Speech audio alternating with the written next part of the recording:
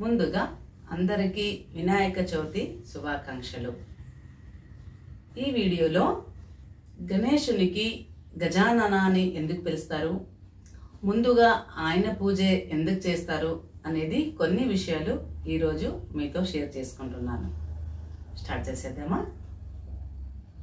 అందరికీ నమస్కారం.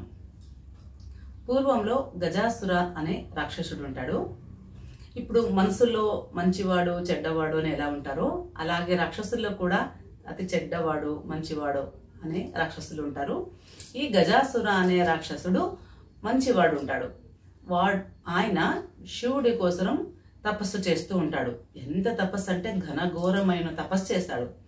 అప్పుడు ఆ తపస్సుకి మెచ్చి శివుడు ప్రత్యక్షమై నీకేం కావాలి కోరుకో అని చెప్తాడు. అప్పుడు ఆయన ఆలోచించి ఎప్పుడు నీవు నా ఉదరంలో అంటే నా కడుపులోనే నీవు ఉండాలి అని వేడుకుంటాడు. శివుడు తథాస్తు అంటాడు.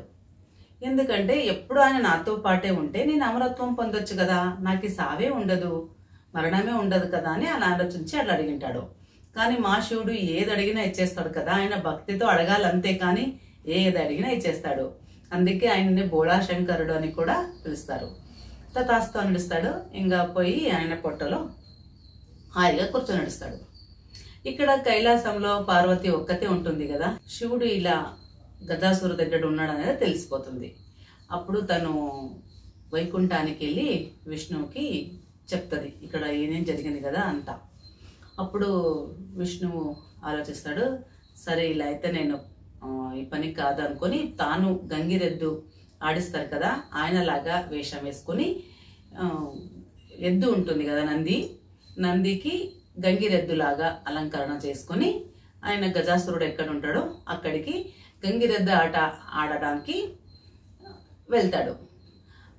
చిన్నప్పుడు ఉన్నప్పుడు కూడా అంతే, గంగిరెద్దులు ఆడియడానికి ఊర్లోకి వచ్చేవాళ్ళు. గంగిరెద్దులు, ఎలుగు బండి వీటితో ఆట ఆడించిన తర్వాత మనకి తోచింది ఇంట్లో బట్టలు కానీ డబ్బులు కానీ ఏదైనా ధాన్యాలు ఉంటే అదైనా వాళ్ళకి ఇచ్చేవాళ్ళము. చాలా మందికి చూసుంటారు. ఇప్పుడు వాళ్ళకి అది తెలియదులేండి. ఇప్పుడు ఆడడానికి వాళ్ళు వస్తలేరు, వీళ్ళు చూస్తలేరు. ఇప్పుడు మనోరంజన అంటే ఫోన్లు టీవీలు ఇదే అయిపోయింది. అప్పుడు అవన్నీ లేవు కదా, ఇలాంటివి చేసేవాళ్ళు. ఇంకా ఈ వేషం ధరుచుకొని గజాసురు దగ్గరికి వెళ్తాడు. వెళ్ళిన తర్వాత అక్కడ చాలా బాగా ఆడిస్తాడు. ఎంత బాగా ఆడిస్తాడంటే గజాసురుడు మెచ్చిపోతాడు. చాలా బాగా ఆడించావు, నాకు నచ్చింది, నీకేం కావాలి కోరుకు నన్ను ఇచ్చేస్తాను అని చెప్తాడు. సరే ఏది అడిగినా ఇస్తావా అంటే మీరు ఏది అడిగినా ఇస్తాను అంటాడు. సరే అనేసి నీ పొట్టలో ఉన్నాడు కదా శివుణ్ణి బయటికి తీయాలి అని అడుగుతాడు. అప్పుడు తెలిసిపోతుంది, ఓ విష్ణు వీళ్ళే వచ్చారు, ఇప్పుడు నేను శివుణ్ణి బయటికి తీస్తే నేను చనిపోయేదంటూ గ్యారంటీ, ఇప్పుడు ఏం చెయ్యాలి అని అప్పుడు ఆలోచించి తన శివుని మరి ఒక కోరిక కోరుకుంటాడు. ఏంటంటే ఇప్పుడు నీవు బయటికి వచ్చేస్తే నేను ఖచ్చితంగా చనిపోతాను, కానీ నా శిరస్సు అంటే నన్ను ముందు తరాలు వాళ్ళగానే ఎప్పుడు గుర్తు చేసుకోవాలి, పూజించాలి అని కోరిక కోరుతుంది. అప్పుడు శివుడు దానికి కూడా తథాస్తు అంటాడు. ఆయన ఏది అడిగినా తథాస్తు అని ఇస్తాడు. అంటే చాలా మంచి హృదయవంతుడు, భక్తితో కోరుకోవాలంటే మేం కోరుకున్నా మీరు కోరుకున్నా ఆయన వరాలు ఇచ్చేస్తాడు. తథాస్తు అంటాడు. ఇంకా బయటికి రాగానే గంగిరెద్దు ఎద్దులా మారి నందిలా మారి ఆయననే చంపేస్తుంది. ఇంకా శివుడు కైలాసానికి బయలుదేరతాడు, విష్ణువు వైకుంఠానికి బయలుదేరతాడు. శివుడు వస్తున్నాడని పార్వతికి తెలుస్తుంది కదా. వచ్చేలోగానే స్నానం చేసి రెడీ అవ్వాలి కదా అనేసి తను కూర్చున్న కాడని మట్టితో ఒక బొమ్మను చేస్తుంది. బొమ్మను చేసి చాలా బాగా వచ్చింది కదా, దీనికి ప్రాణం పోస్తుంది. ప్రాణం పోసినప్పుడు చిన్న పిల్లోడు అవుతాడు.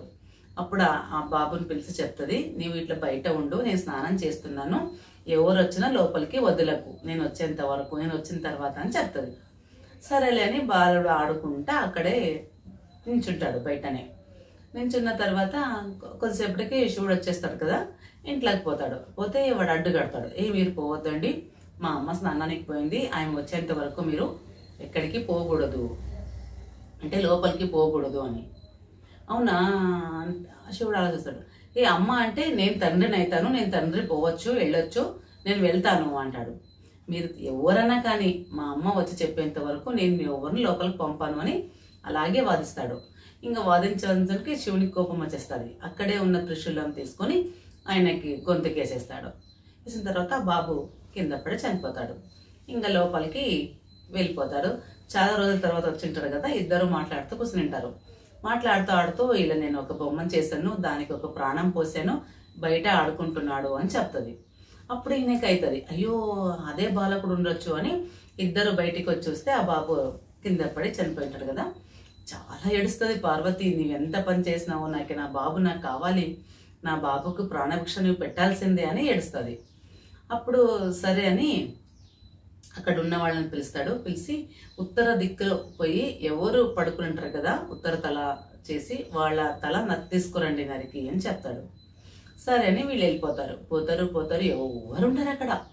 ఇంకా ముందుకు పోతే ఇది గజాసుర చనిపోయి ఉంటాడు కదా ఏనుగు, ఆయనది ఇది ఒక్కటే ఉంది కదా ఇంకేం లేదని అప్పుడు అదే నరికి తీసుకొస్తారు. తీసుకొచ్చి రాగానే అదిని ఈ బాలకునికి పెట్టి జీవం వచ్చేస్తుంది. ఇక్కడ బతికినాడని పార్వతికి సంతోషం అవుతుంది. సంతోషం కాగానే మరి రూపం చూస్తుంది. అయ్యో నేను ఎంత బాగా చేసింటి మా బాబుని మీరు ఇలా చేశారు అని మరి ఏడడానికి స్టార్ట్ చేస్తుంది.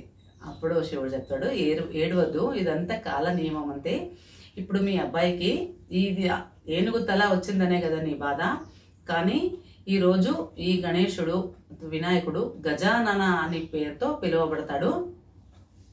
ఇంకోటి ఏంటంటే ఎవరిది మీద ఏ దేవతల పూజన జరగని, ఏ ఇంట్లో శుభకార్యాలు జరగని, ఏ పూజ వ్రత కథాలు జరగని ఫస్ట్ వినాయకుడు పూజ చేసినాకే, అంటే ఈ గజానన పూజ చేసినాకనే వాళ్ళు ముందర పూజ చేసుకోవచ్చు. అంతా ఒక వరం ఇస్తాను ఈయనకి అంటే అందరూ పూజించినట్ల, ఇప్పుడు గజాసురుడి కోరిక కూడా నెరవేరినట్లయితుంది అనేసి అలా ఆలోచించి ఇట్లా చెప్తాడు.